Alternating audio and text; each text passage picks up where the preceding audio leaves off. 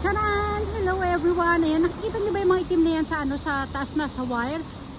Hindi po yan mga ibon, hindi yan katulad ng mga ibon kahapon.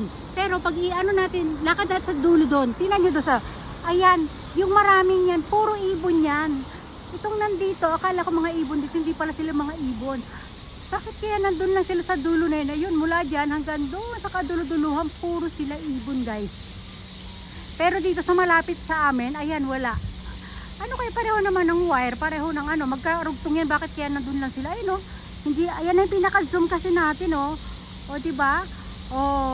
I-compare mo dito, ayan, mukha silang ibon. Pero yung doon, yung sobrang dikit-dikit na yan, ayan, nakita nyo, naku po, ayan, ayun, may lumipad na isa. Lahat yan, puro sila ibon, ang galing. Bakit, ano ginagawa nila, ba't tumatabay? Ayun pa, hanggang sa dulo, puro ibon din yan, guys, ayan, pa letter L, ito mula dito hanggang doon sa dulo yung ibon, puro ibon. Hala, ano kaya meron dyan? Nandiyan din sila kagabi.